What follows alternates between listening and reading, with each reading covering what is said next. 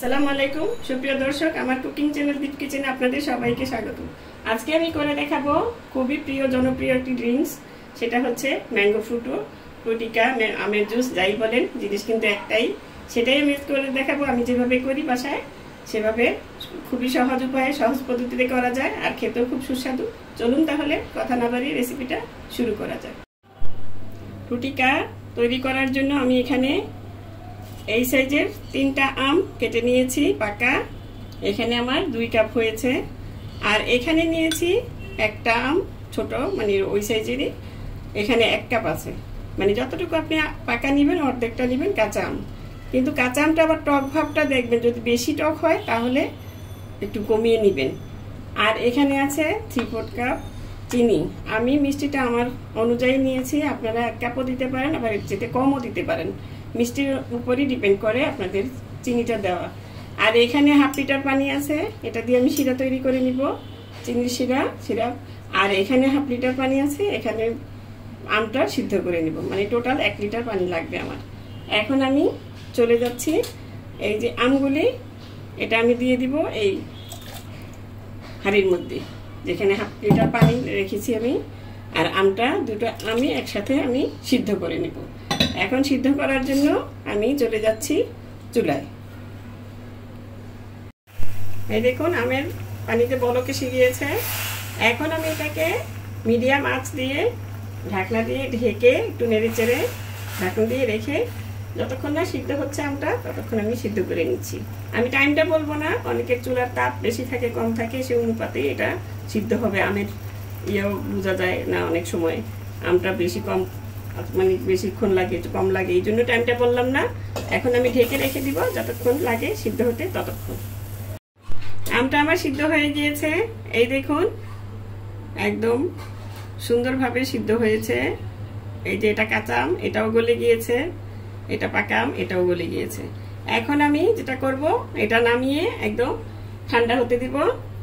আর সেই ফাঁকে আমি চিনির শিরাটা, মানে চিনিটা জাল দিয়ে নিব। চিনির শিরা তো না, চিনির পানি নামিয়ে নিচ্ছি। আমি এখন শিরাটা তৈরি করে নিব। আমি যে পাত্রে আমটা সিদ্ধ করেছিলাম সেটার থেকে অন্য পাত্রে ঢেলে আমি এটা ধুয়ে নিয়েছি। সেই যে 1/2 লিটার পানি আমি রেখে দিয়েছিলাম, সেই 1/2 লিটার পানি দিয়ে দিলাম, চুলাটা ধরিয়ে দিচ্ছি। আর এখানে 3/4 কাপ চিনি, এটা আপনাদের মিষ্টিটা আপনাদের স্বাদ অনুযায়ী আপনারা দিয়ে নেবেন, এর চেয়ে বেশিও দিতে পারেন। আবার আমের উপর নির্ভর করে, ওই যে আমি বললাম যে আমটা কতটুকু মিষ্টি, কতটুকু কাঁচা আমটা টক, সেই অনুপাতে। আর যদি আপনার এটা দেওয়ার পরে মনে হয় যে না মিষ্টিটা একটু কম হয়ে গিয়েছে, তখন আপনারা এরকমভাবে আবার চিনি শিরা করে দিয়ে দিতে পারেন লাগলে। আর যদি মনে হয় যে না একটু মানে পানির পরিমাণটা কম হয়েছে, পানিটাও দিলে ফুটিয়ে দিবেন। মানে মূলত আপনি এখানে ফ্রুটিকাটা বানানোর জন্য কোনো কাঁচা জিনিস তৈরি মানে দিবেন না, কাঁচা পানি কাঁচা চিনি, তাহলেই ফ্রুটিকাটা ভালো হবে। এখন আমি এটা নেড়ে চেড়ে একটা বলক আনিয়ে তারপরে নামিয়ে নিব চিনির শিরাটা। এই দেখুন পানিতে বলক এসে গিয়েছে, এখন শুধু জাস্ট 1 মিনিট আর আমি জাল দিয়ে নিব ভালো মতন। তারপরে পানিটা আমি নামিয়ে ঠান্ডা করে তারপর আমি জুসটা বানিয়ে আপনাদের দেখাচ্ছি। এই দেখুন আমগুলো ঠান্ডা হয়ে গিয়েছে, এখন আমি এটা ব্লেন্ডারে ব্লেন্ড করে নিচ্ছি, তারপর জুসটা বানাতে হবে। এখন ব্লেন্ড করে নিতে হবে, ভালো করে ব্লেন্ড করে তারপরে একটু ছেঁকে নিব আমি। ব্লেন্ড করা হয়ে গিয়েছে, এই দেখুন এরকম ঘন হয়েছে। এখন আমি যেটা করতে হবে, এটাকে আমার একটু ছেঁকে নিতে হবে। তাই আমি এখন এখানে একটা বাটির মধ্যে ছাঁকনা দিয়ে রেখেছি, এখন এটা আমি আমের এটা ঢেলে দিব। ছেঁকে নিলে সুবিধা হয় কি, আপনার ভিতরে আঁশ থাকলে, কিছু আঁশ টাশ থাকলে সেটা মানে আর থাকে না। এভাবে ছাঁকিয়ে দিয়ে ছেঁকে নেবেন, একদম স্মুথ একটা পেস্ট পাবেন। এই দেখুন আমার ছাঁকা হয়ে গিয়েছে, এই দেখুন, এই দেখুন কতটা আঁশ বেরিয়েছে। আঁশ মুক্ত আমটাই বেশি নেওয়ার চেষ্টা করবেন, কিন্তু তারপরে কিছু কিছু আঁশ কিন্তু থেকে যায়, আঁশ থেকে যায়, ময়লা থাকলে সেটা এটার মধ্যে আটকে যাবে, সেই জন্যই ছেঁকে নেওয়া। এই তো অনেকগুলি বের হয়েছে মানে আঁশ, এই জন্য ছেঁকে নেওয়া। আমি এখন এটা সরিয়ে নিচ্ছি। এই দেখুন এখন এখানে আমি যে পানিটা রেখেছিলাম মানে চিনির পানি, এখান থেকে সেই পানিটা দিয়ে দিব।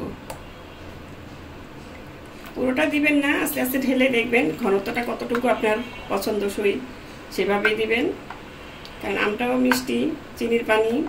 আর যদি চিনি এখানে লাগে, দেখেন পুরোটা দেওয়ার পরে চিনি লাগছে, মিষ্টি কম হয়েছে, আর একটু লাগবে, মনে হয় পুরোটাই লাগবে। কম হলে তারপরে আপনারা চিনিটা এরকমভাবে শিরা করে দিতে হবে, মানে কাঁচা চিনিটা দিবেন না আর কাঁচা পানিটাও দিবেন না। আর যদি দেখেন মিষ্টি বেশি হয়ে গেছে কিংবা পানির দরকার আছে, তাহলে পানিটাও সিদ্ধ করে দিতে হবে, মানে ফুটিয়ে দিতে হবে। এই দেখুন ঘনত্বটা সুন্দর মতন হয়ে গিয়েছে আমার। এখন আমি এটাকে নেড়েচেড়ে মিশিয়ে আপনাদের সার্ভ করে দেখাচ্ছি। এই দেখুন ফাইনালি এটার ঘনত্বটা আমি দেখিয়ে দিচ্ছি। এই যে এরকম আমি এরকম করেছি, এরকম ঘন রেখেছি। আপনারা এর চেয়ে পাতলা করলে পাতলা করে নিতে পারেন, আর যদি এর চেয়ে ঘন চান সেটাও করে নিতে পারেন, যার যার রুচি মতন। এখন আমি সার্ভ করে দেখাচ্ছি। আমি সার্ভ করার জন্য এখানে 3টা গ্লাস নিয়ে নিয়েছি। এখন আমি এখানে আইসক্রিম দিয়ে দিচ্ছি।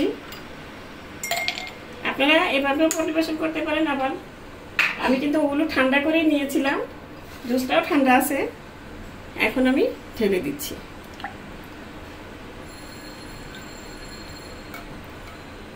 এটা যে কত মজার হয়, মানে বাসায় বানানো জিনিসটা এমনি মজার হয়।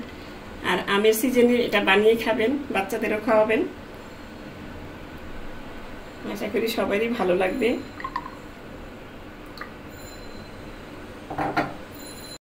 এই দেখুন আমি সার্ভ করে নিয়েছি। এখন ঠান্ডা ঠান্ডা বাইরে থেকে এসে গরমের মধ্যে খেলে আত্মা প্রাণ মন সবই জুড়িয়ে যাবে আপনাদের। এই আমের সিজন থাকতে থাকতে বানিয়ে নিতে পারেন। আর এটার কাঁচা যদি আপনারা রেখে দিতে চান, তাহলে এটা সাইট্রিক অ্যাসিড আছে, ওটা দিয়ে নিলেই হয়ে যাবে। কিছুদিন রেখে দিতে পারবেন, প্রায় 15-20 দিনের মতন রেখে দিতে পারবেন, মাসখানেকের মতন রাখা যায়। আর যদি এমনি রাখতে চান, আমের যেটা পাল্টা সেটা 2-3 দিন রেখে ফ্রিজে রেখে তারপরে খেতে পারবেন। বানিয়ে নিলাম, এখন আপনারা বানিয়ে কমেন্ট করে জানাবেন যে কীরকম হয়েছে। আশা করি ভালোই লাগবে। তাহলে আজকে এই পর্যন্তই। এতক্ষণ ধরে মানে আপনাদের ধৈর্য ধরে ভিডিওটা দেখার জন্য সবাইকে ধন্যবাদ। সুস্থ থাকবেন, ভালো থাকবেন, ঘরে তৈরি খাবার খাবেন। আল্লাহ হাফেজ।